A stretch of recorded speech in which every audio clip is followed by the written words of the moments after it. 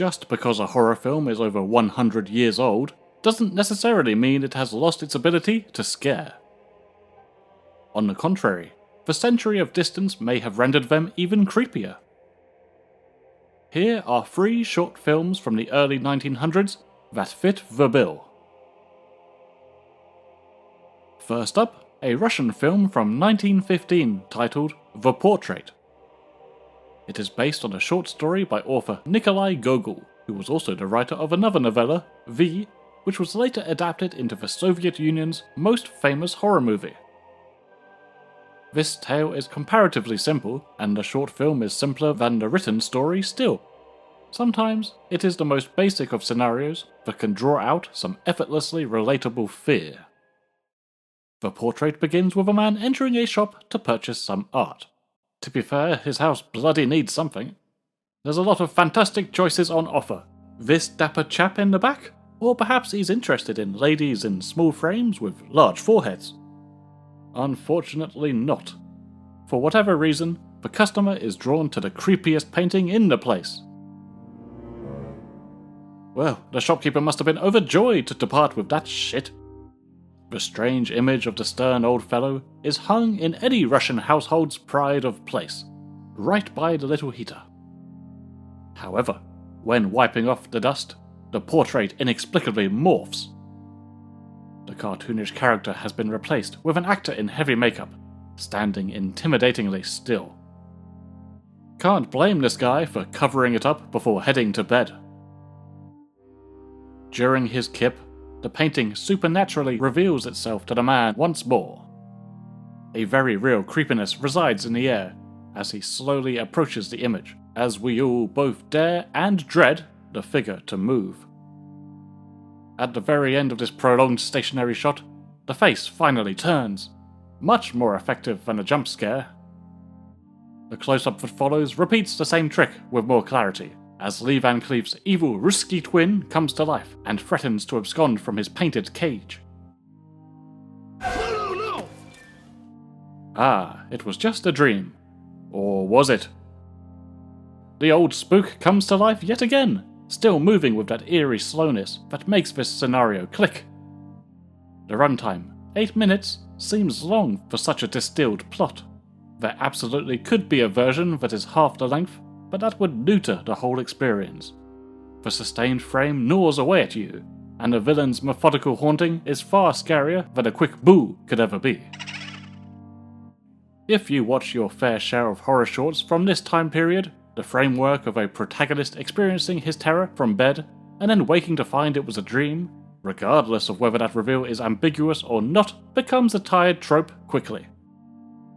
I will say this is one of the superior versions of the cliché, thanks to the creepiness of this lad's extreme buyer's remorse.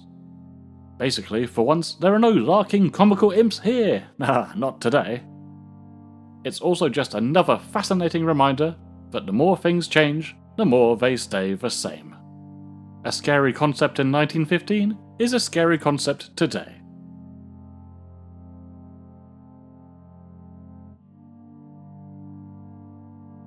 The second short we are highlighting in this video is Prelude from 1927, directed by the man with the most medieval name ever, Castleton Knight. This is another example of a story that taps into a timeless phobia, thus preserving the terror of the film for years to come. In Prelude, a man decides to spend the night drinking alone to his spooky records while reading Premature Burial by Edgar Allan Poe. Haha, we've all been there. The gentleman has barely started reading before the objects in the room start rattling him.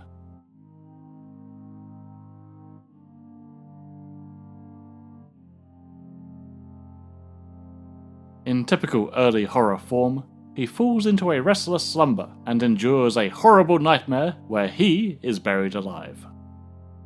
As I said, it is a timelessly scary concept, and Knight does well to reflect the panic and claustrophobia. Strange visions of angels and demons flood the man's dying psyche. And as the end draws near, I expected the film to take it easy and whip us back to the safety of the man's lounge before it gets too much. No, we are trapped with the victim to the final moments in a desperately lengthy shot, as slow, painful death takes hold.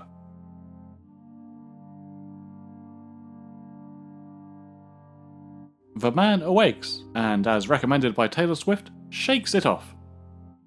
Just as we think it's okay, one last omen makes an unexpected return. Full of fun camera work and paranoia, this remains a refreshingly easy watch, even a century later. Fans of Poe and other old-school horror will get a kick out of the classic imagery used creatively. The tolling bells, spooky funerals, shadows, and visions of hell. And yes, the titular burial remains haunting, all the same, and it always will. The last of these short films is interesting, because it was clearly never intended to be scary in its original form. The 1907 French film, The Dancing Pig, gained some notoriety after it was rediscovered in the internet age, mainly due to its unexpectedly surreal frontman. It is a 4-minute long vaudeville act where a large anthropomorphic pig dances about with a woman. There's some sort of humiliation kink going on, but that's about it. At no point does the pig man attempt to haunt the lady, and thank God there's no waking up from a nightmare framework. Just a nice simple dance routine, with an admittedly impressive costume shaking its bacon. So what's the big deal? What was everyone raving about? It's kinda cute, endearing, and oh Jesus, what the fuck? An unintentional jump scare is born, as we suddenly cut to a close-up, after 4 minutes of maintaining a comfortable distance. The funny pig instantaneously feels less of a performing clown, and more like a schizophrenic psycho. Eyes and tongue and everything darting about, as you dart out of your seat. It was clearly the filmmaker's way of boasting about their costume, and all of its incredible articulation and expression. But yes, it does catch you off guard. It's probably a disservice to their talents to reduce it to a fear-inducing response, but there is undeniably a modern sense of older offbeat material becoming deeply unnerving. It's a curious reaction. How did they make the pig so articulate? I don't know, and maybe that's half the horror. If you film this now it would still be weird, but slap on the missing context and explanation and the old visual style and frame rates, you've got yourself some spooky shit. Anyway, now I feel like the man from the portrait short. Can't sleep, pig's gonna eat me. Can't sleep, pig's gonna...